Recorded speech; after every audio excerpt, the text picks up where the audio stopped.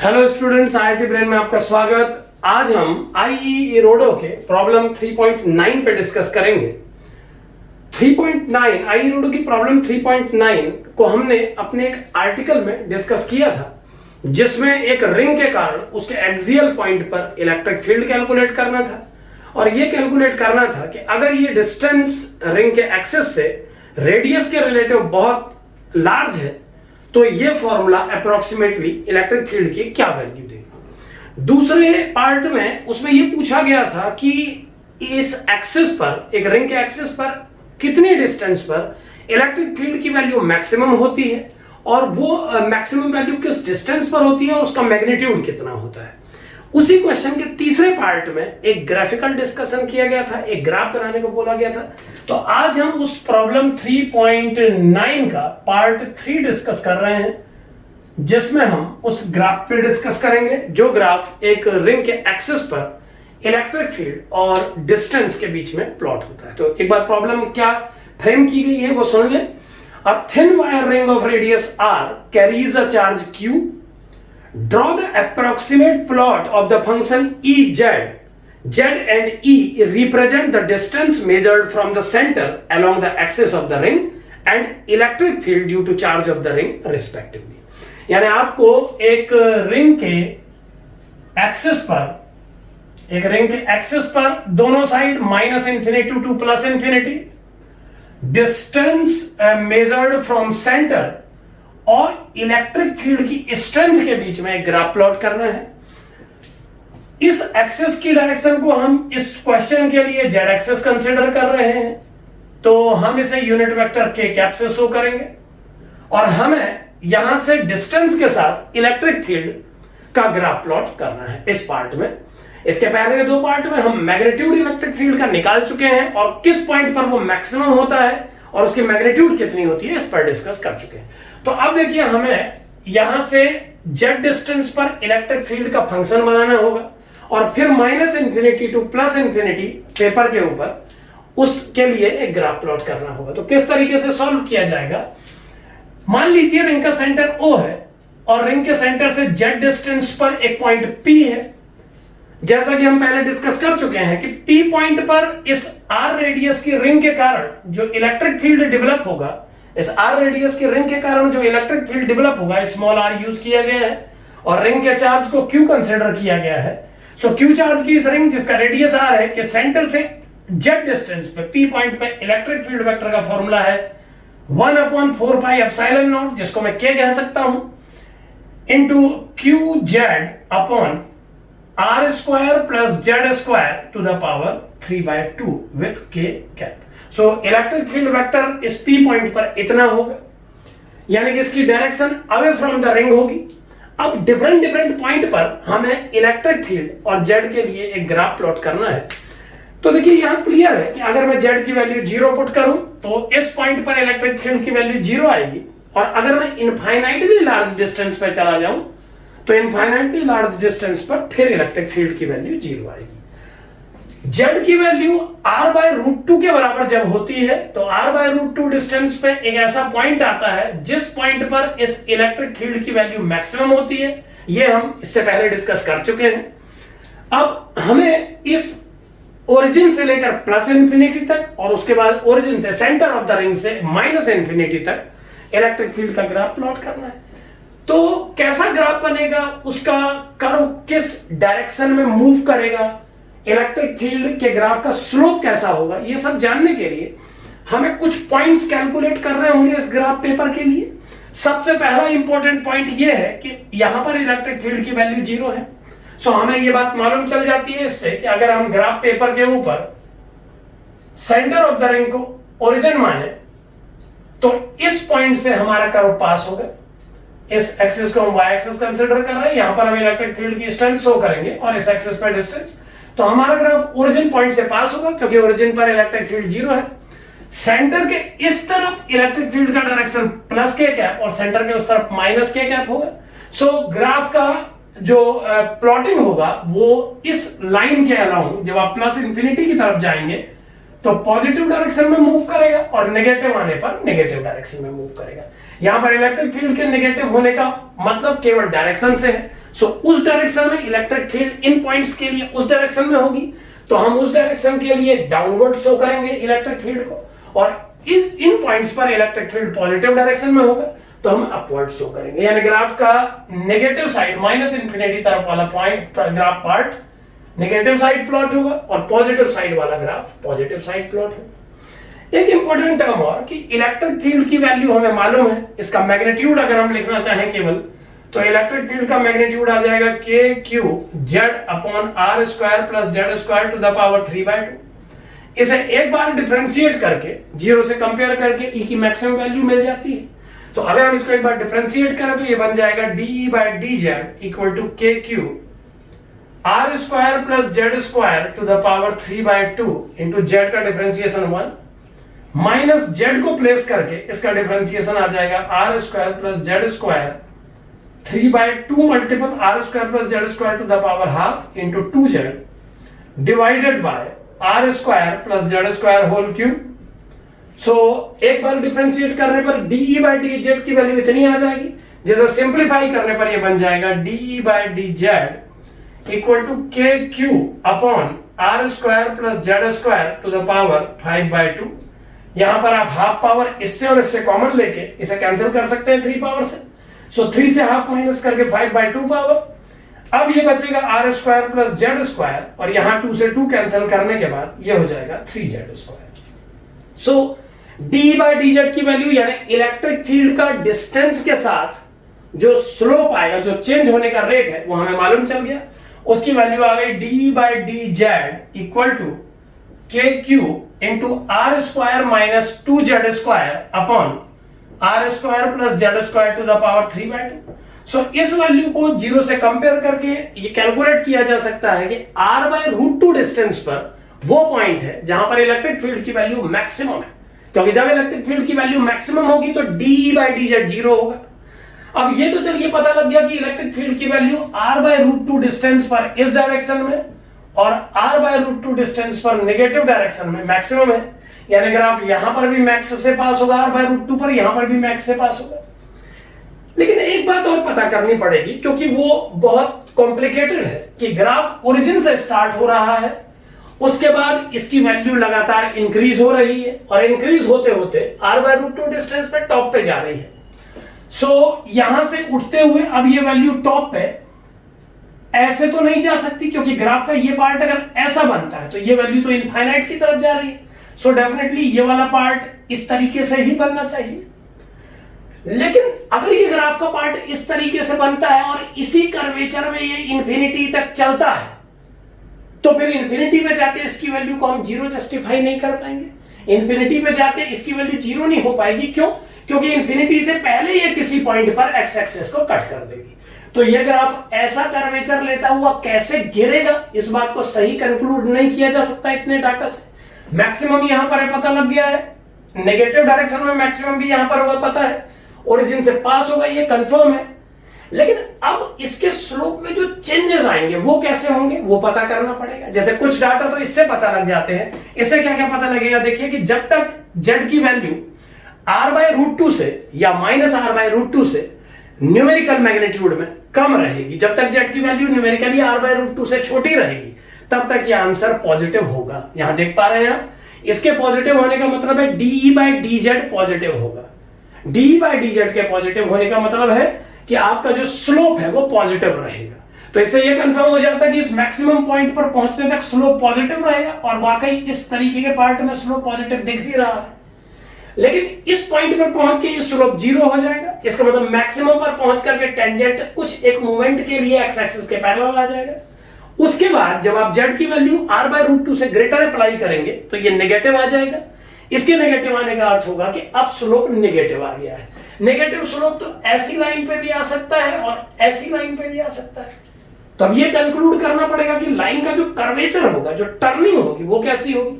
तो उसके लिए dE बाय dz यानी स्लोप को, dE बाय dz यानी स्लोप को एक नया नाम देके, जैसे स्लोप को यहां पर मैं मान लीजिए m से शो कर रहा हूं, तो अगर मैं इस स्लोप को m नोटेशन से शो करूं तो इस स्लोप की वैल्यू को एक बार फिर से डिफरेंशिएट करने पर, अगर मैं मान लूं कि ये स्लोप को मैं m नोटेशन से शो कर रहा हूं, तो स्लोप को एक बार और जेड के रिस्पेक्ट में डिफरेंशिएट करने पर डीएम बाई डीजेड की वैल्यू क्या आ जाएगी, एक बार देख लेते हैं। डीएम बाई डीजेड की वैल्यू आ जाएगी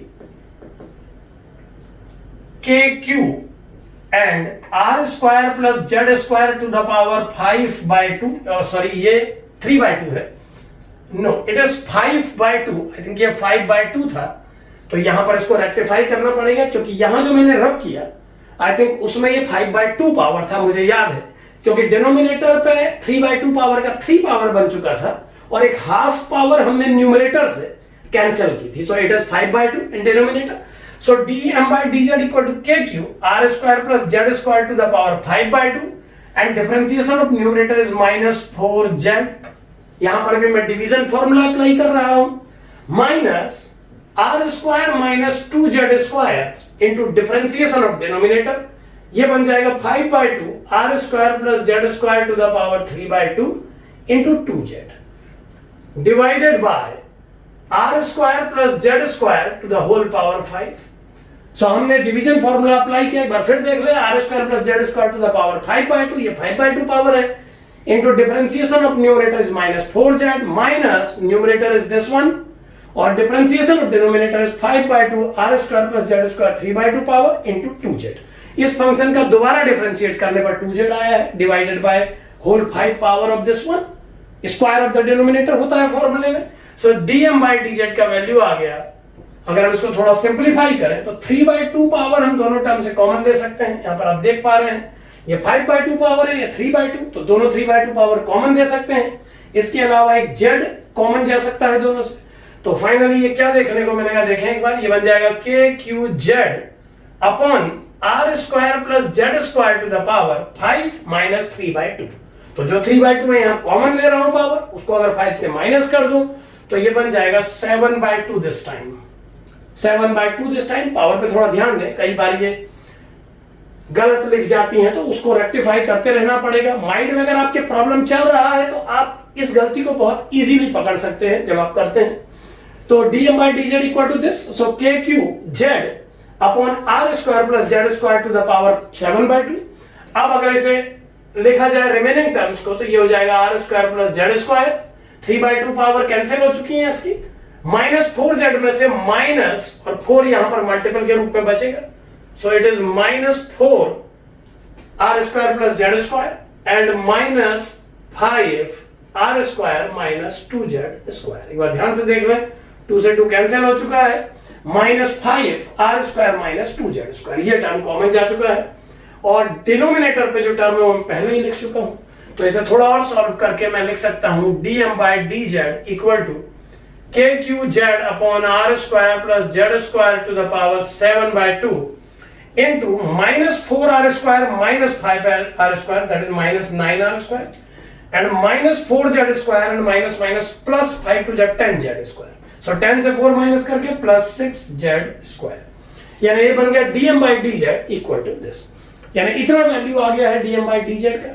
तो dm by dz यानी स्लोप के चेंज का रेट z के साथ। अभी तक हमने स्लोप निकाला था, डी बाई डी जेड निकाला था, जिससे हमको ई के स्लोप के, इस कर्व के स्लोप के पॉजिटिव और नेगेटिव होने का पता लगा।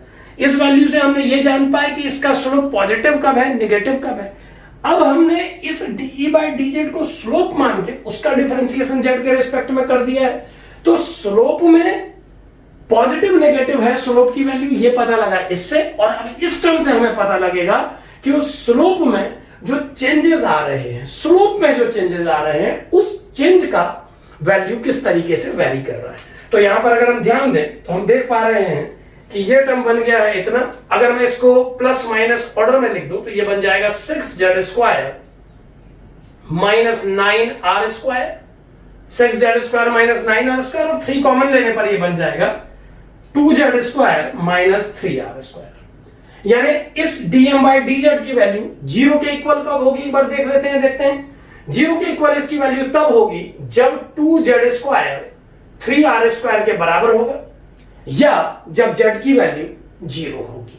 क्लियरली dm by dz की वैल्यू 0 तब होगी, 0 तब होगी जब या तो z 0 होगा या 2z स्क्वायर 3r स्क्वायर के बराबर होगा। इससे हमें पता लगता है कि यह तब होगा जब z की value √3 times plus minus r/√2 के बराबर होगी। यानी r/√2 जिस डिस्टेंस पर मैक्सिमम इलेक्ट्रिक फील्ड हमने अचीव किया था इस केस में, उस डिस्टेंस के √3 टाइम्स डिस्टेंस दोनों तरफ आपको एक ऐसा पॉइंट मिलेगा जिस पॉइंट पर dE/dz में होने वाले चेंजेस जीरो हो जाएंगे। यानी स्लोप का भी स्लोप निकाल लिया है हमने। तो पहले dE/dz से हमने पता किया कि कहां पर इलेक्ट्रिक फील्ड की और जेड के बीच में बनाए गए इस ग्राफ का स्लोप पॉजिटिव है और कहां नेगेटिव है। अब इसके डिफरेंस स्लोप के डिफरेंशिएशन से हम ये पता कर रहे हैं कि उस ग्राफ में खींचे गए स्लोप के चेंजेस का नेचर क्या है। तो हमें पता लगा कि ग्राफ में जो टेंजेंट्स खींचे जा रहे हैं उनके स्लोप का रेट चेंज जीरो होगा इस पॉइंट पर। इस पॉइंट पर जो dE/dz यानी कि जो m है उसका चेंज जीरो हो जाएगा। dm/dz की वैल्यू जीरो होने का मतलब है कि आप अब E की वैल्यू पॉजिटिव है कि नेगेटिव है ये पता नहीं कर रहे हैं। अब आप ये पता कर रहे हैं कि जो dE/dz है वो z के रिस्पेक्ट में क्या वेरिएशन दे रहा है। इसका मतलब ग्राफ के ऊपर जो टेंजेंट्स खींचे जा रहे हैं उन टेंजेंट के स्लोप्स का चेंज कैसे बदल रहा है। तो ये पता लगता है कि इतनी डिस्टेंस पर स्लोप में चेंज जीरो हो जाएगा और z बराबर जीरो पर भी ये जीरो होगा। तो इससे पता लगता है कि ग्राफ जब यहां से गुजरेगा तो एक पल के लिए इसके नेचर में जो चेंजेस आएंगे, क्योंकि हम देख पा रहे हैं कि इस पॉइंट पर ग्राफ का नेचर ऐसे से ऐसा हो, तो ये वो मूवमेंट होगा, ये वो जंक्शन होगा जहां पर ग्राफ ने अपने मोड को चेंज किया होगा। यानी कर्व को आप देख पा रहे हैं इस पोलैरिटी से इस कर्वेचर में टर्न किया होगा। अब इस कर्वेचर के साथ लगातार ये ऊपर को बढ़ेगा इस पॉइंट तक, क्योंकि हम देख पाए थे कि dE/dz की वैल्यू z बराबर जीरो पर जितनी होगी z की वैल्यू बढ़ने पर धीरे धीरे कम होगी। यानी dE/dz यानी स्लोप जो होगा धीरे धीरे घटेगा। तो हम देख पा रहे हैं इस ग्राफ में स्लोप धीरे धीरे कम होता जा रहा है और ये स्लोप r/√2 डिस्टेंस पे जीरो हो जाना चाहिए। तो ग्राफ का नेचर इस पॉइंट के आते आते बिल्कुल फ्लैट हो जाएगा और इस r/√2 से √3 टाइम्स डिस्टेंस पे, यानी यहां पर अगर मैं √3 r/√2 सेट करूं वैल्यू, तो ये वो पॉइंट होगा जहां पर dE/dz यानी स्लोप के चेंजेस का रेट जीरो हो जाएगा। एक है E के चेंजेस का रेट, z के रिस्पेक्ट में E के चेंज होने का रेट, और एक है dE/dz के चेंज होने का रेट। तो जहां पर dE/dz के चेंज होने का रेट जीरो हो जाएगा वो डिस्टेंस √3 r/√2 है। अब ये तो क्लियर है कि इससे ऊपर इलेक्ट्रिक फील्ड नहीं जा सकता, तो यहां के बाद इलेक्ट्रिक फील्ड गिरेगा और इस तरीके से इसका स्लोप चेंज होगा और इस डिस्टेंस वाले पॉइंट पे आके अचानक ये कर्व का कर्वेचर ऐसे से ऐसा हो जाएगा। देखिए इस कर्वेचर का टर्निंग लेना बहुत जरूरी है, क्योंकि जो ग्राफ भी इनफाइनाइट पे जाके जीरो होते हैं उनकी फाइनल प्लॉटिंग जेड एक्सिस के पैरेलल आनी ही चाहिए लास्ट में। यानी जो लास्ट वाला पार्ट है वो इस कर्वेचर में ही आना चाहिए, जबकि जब ग्राफ यहां से गिरा था तब उसका कर्वेचर रिवर्स था। तो ये वो जंक्शन है जिस जंक्शन पे आके कर्वेचर इस मोड से इस मोड में चेंज हुआ। सो ये √3 r/√2 डिस्टेंस वाला पॉइंट वो पॉइंट है जहां पर एक पल के लिए dE/dz के स्लोप का वैल्यू, dE/dz के dY/dz की वैल्यू, यानी अगर मैं dE/dz को m माने तो उस m के z के रिस्पेक्ट में स्लोप की वैल्यू जीरो हो गई। तो वो जीरो होने का अर्थ ये होता है कि ये वो पल आया जहां पर कर्वेचर ने ट्रांसमिशन किया, यानी कर्वेचर में चेंज का रेट जीरो हो गया। तो वो पॉइंट कुछ इस तरीके का पॉइंट होगा जिसमें ये ग्राफ का ओरिएंटेशन इस डायरेक्शन से चेंज होके इस मोड में आ जाएगा। तो इस मोड से इस मोड में आने वाला पॉइंट ये है और बाकी इस बीच ऐसा कोई पॉइंट नहीं है। और यही पैटर्न अगर नेगेटिव डायरेक्शन में जारी रहा तो ग्राफ यहां तक टॉप पे पहुंचेगा और इसके बाद ऐसी ही एक पोजीशन -√3 r/√2 पर लेगा। तो इस डिस्टेंस पे आके यही एक बार फिर देखने को मिलेगा कि कर्वेचर इस वे से इस डाउन वे में कन्वर्ट हो जाएगा। तो सारी बातें जानने के लिए ये जरूरी होता है कि हम E का Z के रिस्पेक्ट में चेंज तो देखें ही देखें, साथ में dE/dz यानी इस ग्राफ पे खींचे गए टेंजेंट में होने वाले चेंजेस को भी देखें। इस फॉर्मूले से हमें पता लगता है कि अगर हम Z की वैल्यू 0 पुट करें तो ये आंसर नेगेटिव आएगा। इसका मतलब है कि स्लोप में होने वाले चेंजेस नेगेटिव आ रहे हैं, मतलब m एक डिक्रीजिंग फंक्शन है। सो m एक डिक्रीजिंग फंक्शन है तब जब z की वैल्यू आप 0 लगा रहे हैं। तो क्लियरली वाकई दिखता है, देखिए स्लोप नेगेटिव, यहां पर स्लोप इतना ज्यादा है, फिर स्लोप कम हो रहा है। तो स्लोप कम हो रहा है, ये फॉर्मूला इस बात की क्लियर जानकारी देता है। इस बात से पता लगता है D by D Z, D by slope का तो वैल्यू खैर इससे पता लग जाता है। इससे हमको पता लगता है कि स्लोप में जो चेंजेस आ रहे हैं उसका वैल्यू, तो स्लोप में चेंजेस की वैल्यू का नेगेटिव आना ये बताता है कि स्लोप लगातार डिक्रीज हो रहे हैं, और 0 जब इसकी वैल्यू आई तो वो बताता है कि ये वो मोमेंट था जब कर्वेचर में चेंज आए। तो इसका फाइनल प्लॉट जब complete minus infinity two plus infinity create किया जाएगा तो ये कुछ इस तरीके का आएगा कि ये एक्स एक्सिस के पैरेलल होगा, इन्फिनिटी से स्टार्ट करेगा, फिर ये इस नेगेटिव कर्वेचर में माने कनकेव कर्वेचर में जाते हुए अचानक कॉन्वेक्स बनेगा, और फिर ये इस कर्व में घूमता हुआ इस पॉइंट तक चलेगा। ये भी एक ट्रांसमिशन पॉइंट है जहां पर ऐसा कर्वेचर ऐसे कर्वेचर में कन्वर्ट हुआ है। यही वजह है कि इस पॉइंट पर भी डीएम बाई डीजेड की वैल्यू 0 आई है, और फिर ये नेगेटिव डायरेक्शन में सिमिलर बिहेवियर दिखाता हुआ माइनस इन्फिनिटी पे दोबारा एक्स एक्सिस के पैरेलल हो जाएगा। तो प्लस एक्स एक्सिस में भी ऐसा पॉइंट मिलेगा, यानी दोनों लोब्स एक दूसरे के बिल्कुल सिमेट्रिक हैं, बस एक पॉजिटिव एक्स एक्सिस की तरफ, पॉजिटिव एक्स एक्सिस में पॉजिटिव वाई एक्सिस की तरफ है, और एक नेगेटिव एक्स एक्सिस में नेगेटिव वाई एक्सिस की तरफ है। तो इस तरीके से एक रिंग के एक्सिस पर minus infinity two plus infinity electric field के चेंजेस को समझा जा सकता है। Thank you.